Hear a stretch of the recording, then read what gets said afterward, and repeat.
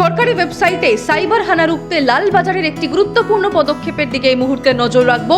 আপনারা সকলেই জানেন যে মাঝে মধ্যেই কিন্তু সরকারি একাধিক ওয়েবসাইট সেগুলি সাইবার প্রতারকদের নজরে পড়ে এবং নজরে পড়া মানে এই সাইবার হানার কারণে সেগুলি হ্যাকড হয়ে যায়।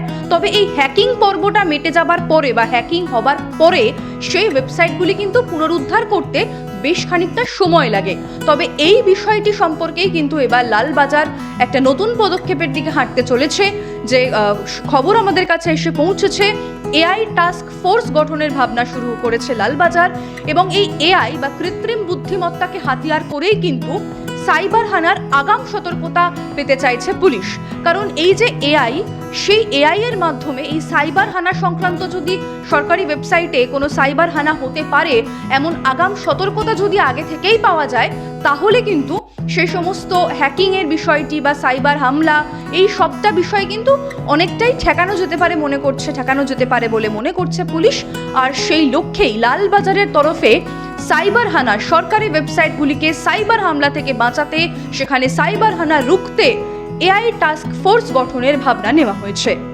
পুলিশ সূত্রে খবর, এর আগেও একাধিকবার সাইবার হামলা হয়েছে কলকাতা সহ এ রাজ্যে।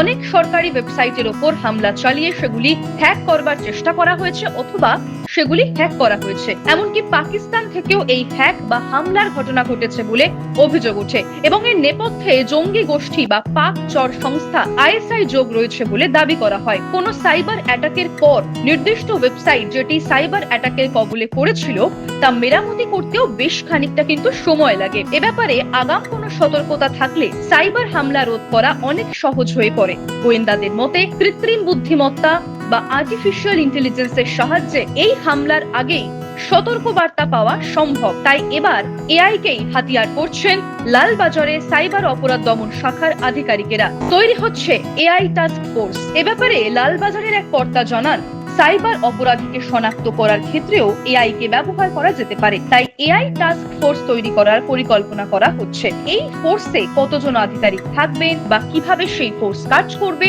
তার সবটাই কিন্তু এখনো পর্যন্ত আলোচনা স্তরে রয়েছে। গোয়েন্দা পুলিশ জানাচ্ছেন, সাধারণভাবে অনেক সিগন্যালই চোখে পড়ে না সাইবার বিশেষজ্ঞদের, অথচ এই সিগন্যালগুলি জানা গেলে সাইবার হামলা কিন্তু রোধ করা সম্ভব। এআই এর মাধ্যমে আগামীতে এই সিগন্যালগুলি শনাক্ত করা যেতে পারে বলেই আশাবাদী লালবাজারের আধিকারিকেরা। তাই সব মিলিয়ে সরকারি ওয়েবসাইটকে সুরক্ষিত রাখতে, সাইবার হানা থেকে এই ওয়েবসাইটগুলোকে কিন্তু আরো সুরক্ষিত রাখতে তৈরি করা হচ্ছে এআই টাস্ক ফোর্স। কবে বাস্তবায়িত হয় টাস্ক ফোর্স সেটাই এখন দেখার। দেখতে থাকুন যুব শক্তি বাংলা, নির্ভীক নির্ণায়ক।